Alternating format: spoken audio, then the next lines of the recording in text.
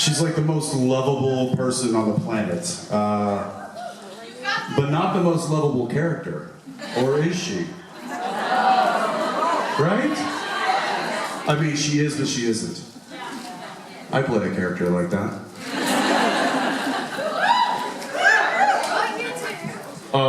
Soldier Boy, yeah. Not the best person on the planet. But, yeah, oddly, I kind of root for him a bit. I don't know, yeah, I mean, I do in my fan heart. And I kind of feel like there are people out there that also oddly root for him. And I don't know what that says about us. Because he's not the best person. How we doing? We good? Should I take some questions or should I open with a story? Sounds good. Here we go. So, I flew here from New York yesterday morning. I got in, which means that I took off Thursday night. So, flight was at 7:30, something like that. And p.m. And we get to the airport. This is at JFK. And the plane that is coming in from wherever has been delayed, and that's the plane that we needed to take to Rome. So it's been delayed, and we're like, okay, all right, well, fine. And then apparently it gets delayed even more. So I don't know what was happening. I'm like, did it go down? It did not, for whatever reason, tailwind or headwinds was delaying it quite heavily. So, luckily we're in New York, and they've got spare planes hanging out in the hangars. So they dust off some old battle horse that's just been sitting in the hangar probably since the 80s. And they're like, that'll do, put him in the game. And so they get us this new plane, and I get on the plane, and I'm like, are these ashtrays?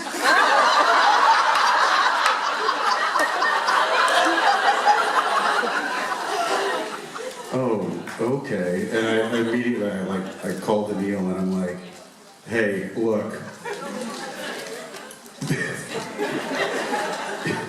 You might want to say a prayer. Because I don't know what's going to happen with this plane. And a friend of mine, actually, who is not part of this, he just happened to be flying to Rome at the same time that I was. And I was like, oh my gosh, what's up, dude? And so he and I were looking at each other like... So anyway, so we taxi out and, you know, put the old seatbelt on, but there was dust on it. And I'm like, when was the last time this was serviced? I don't even know. It was like, what are those thoughts? And I'm like, and we're about to go over an ocean for a long time. This is an 8-hour flight. And I was like, that's fine. So we get going down the runway, and we take off. I'm like, all right, it's promising. Engines work. And just when I think something wrong with the plane is going to happen, no. My abdominal muscle decides to cramp so hard. Do you guys ever have this? Yeah. Like when you're at like just one single ab, and it just goes hit. And normally you would like stand up and like do one of these and like kind of stretch it out. I can't stand up. We've just left the ground. I'm in a seatbelt from the 80s, and I can't stand up. So now I'm in my chair going.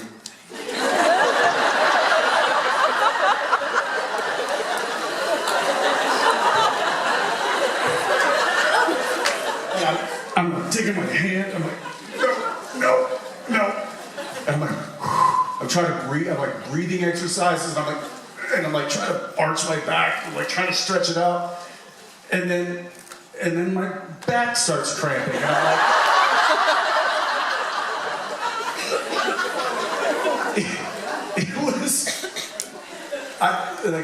there was so much pain in my core at this point that I was like, I started to like laugh, cry, and I was like,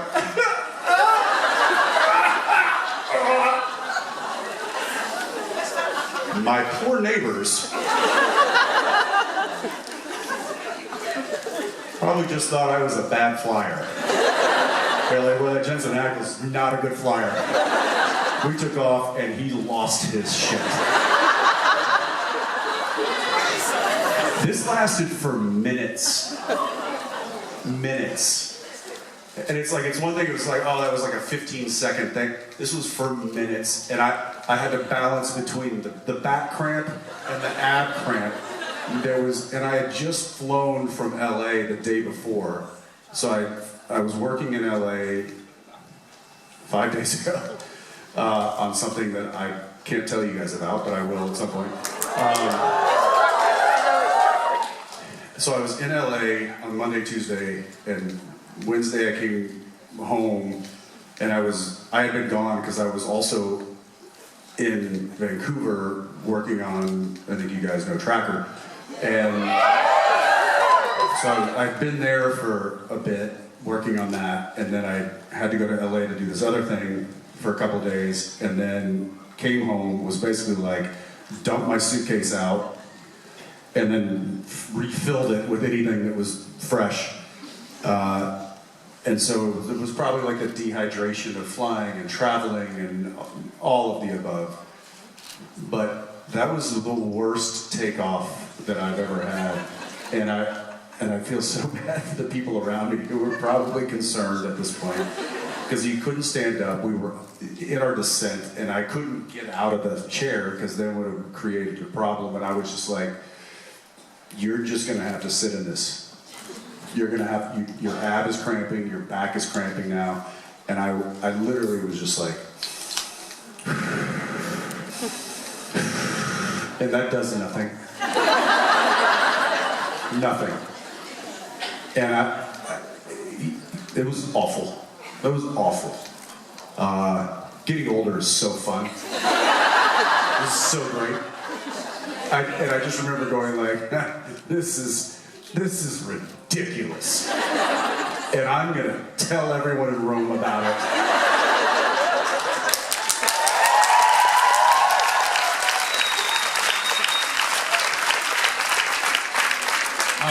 I hope no one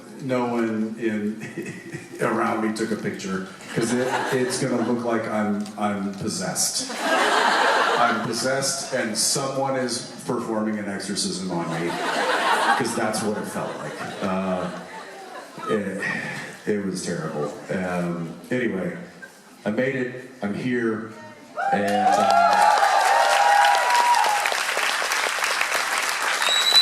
I haven't had a cramp today. So, but there's still time. All right, let's get to some questions. We'll start over here. Hi. Hi. I still have a little bit of voice, so I want to ask. After so many years of conventions and meeting fans, what kind of interactions still really touch you or stay in your heart?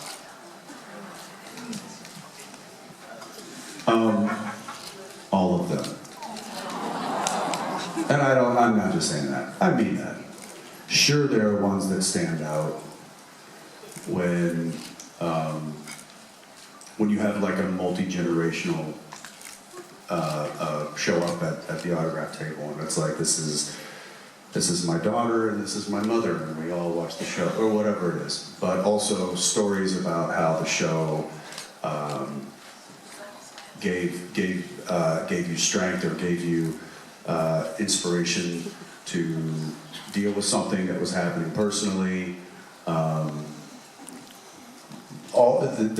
I've heard so many amazing things, and it's one of the reasons why, like I do, and a lot of us still enjoy these things, is because we get feedback from the people that what we do has struck a nerve with them, and so we don't get that on a set.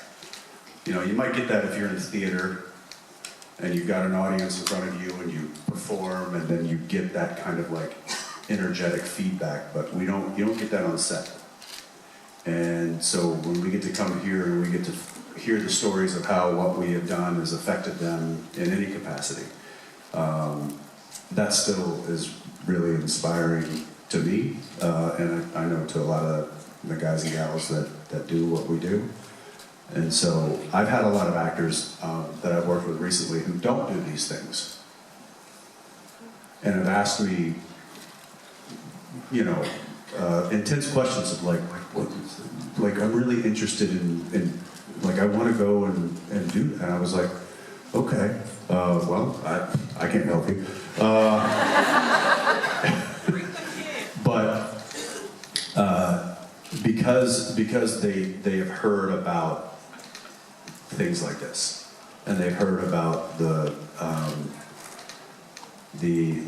commonality between the love of what has been created. Not just the people that were involved in creating it, but the people that were involved in supporting it. And that, I think, means the world to us and to the people that get to make it, to be able to share it with you, and then to also hear how it affected you, or how it resonates, or how it struck a chord, or how it was tethered to a time in your life when you needed it the most. So anytime I get to hear those stories, that really inspires me, and that really means a lot to me. So, yeah. Thank you. Thank you.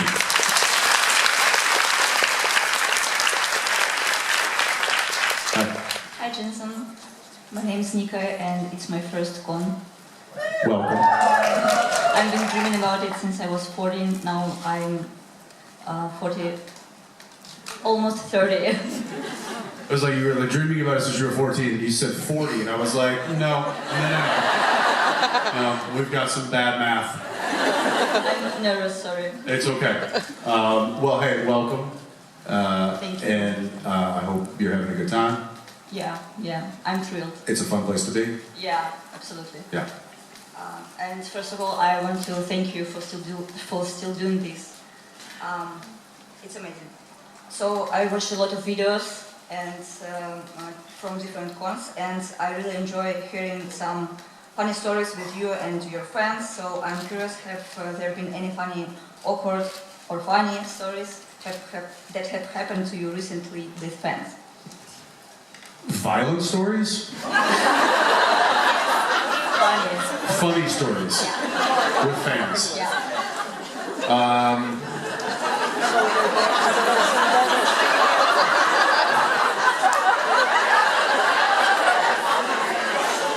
No, I don't have any violent stories. Any funny stories? Gosh, I'm in kind of a unique, I don't know, I don't want to say ranking, but as far as like celebrity goes, I can be recognizable, but also I can walk around with a little anonymity, and so that gives me freedom to try and live, try to walk around normally, but understand that there could be interactions. As opposed to somebody that is, a massive movie star, they walk around and everyone on the street knows who they are. It's like then they've got to take precautions. I can walk around a little bit without precaution, mostly. But it does lend itself to having some interactions. Just yesterday, after I got into town, I wanted to go visit a place, and Daniela was with me, and she was like, "Okay, well we can walk there," and I was like, "Great." So we walked there, and as we were walking through lots of crowds. I don't know if you guys have been in the city, but it is very crowded this weekend. I guess it's a holiday weekend, so it's very, very, very packed. with visitors and tourists and everything. So I was just kind of head down and, you know, glasses on and walking through, but also, you know, looking around and admiring Rome because I love this town and I love being here and seeing the sights. And I guess this young woman walked past and in Italian just looked at me, but didn't recognize me, and just goes, "Oh, fuck, he's handsome."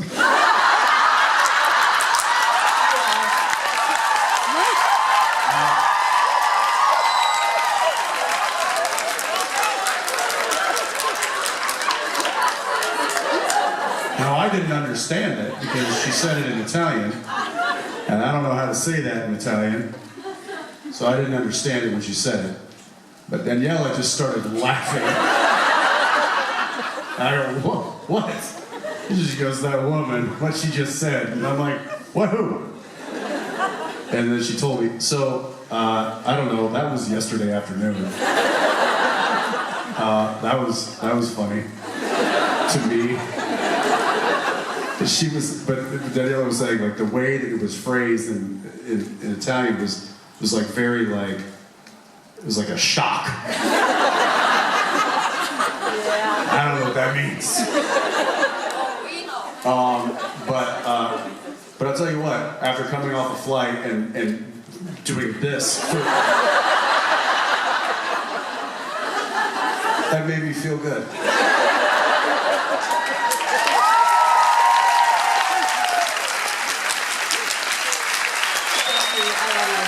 Thank you.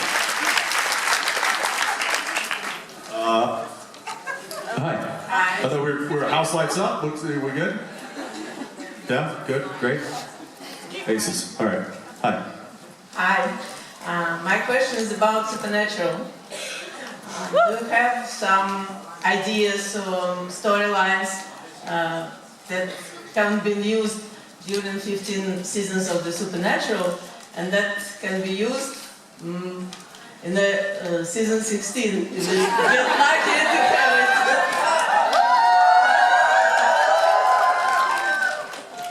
There were always ideas floating around. I mean, Spate and I came up with a whole episode idea one time, but we never pitched it because you have to understand, like, there's a team of writers sitting in a room, and that is their entire job to come up and create stories, and to put those stories on the board and then pick them apart, try to find ways of making them better. They spend days and days, hours and hours and hours and days doing all this. And so me and Spade coming up to them and being like, "Hey, you know what would be funny?" And expecting that to happen. We weren't quite there yet. Like, Supernatural was still a show that was we were just trying. We were trying to do our best. And so we weren't in the position of being like, "Hey, let's like for the actors, be like, hey, let's try this. What if I did this?" I mean, we would do that on set as a way of just like embellishing what was written. But the writers and the showrunners that we had on the show, I guess I understood how hard they worked to create what they created. And so I never wanted to come in and be like, "I can do that," because I don't think I could. And in fact, I know I can't. I could maybe have ideas about performances and ideas about chemistry, or maybe a little idea about a storyline, but when it comes to conceptualizing things on that, at that degree, like, that's why they get paid what they do, to do what they do. So there are ideas and stories that we've had, that I've had, that Jared's had, that Spade and Rob and Misha and a lot of us have had, about, what would be cool, but the writers have had 17 times that many ideas that have been like, what would be cool, and all of those get in the trash can. And then it's like the one that rises to the top is actually the one that gets made. So, it's the same thing. My friend that was on the plane with me yesterday, is the lead singer of a band, and he's writing right now, and he was telling me, he was like, got writing me songs. I was like, oh wow. I was like, that seems like a lot of songs. I was like, you doing like a double album? And he's like, no, you know the deal. If you need 12 songs for an album, you got to write 24. And it is true. And I immediately forgot. I was like, oh, of course, Steve and I, when we were doing Radio Company, we wrote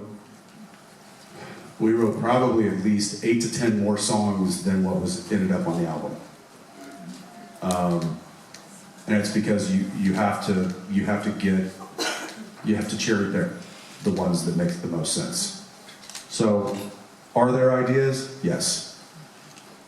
But I can't remember them. That was a long way of saying, no, I don't have any ideas.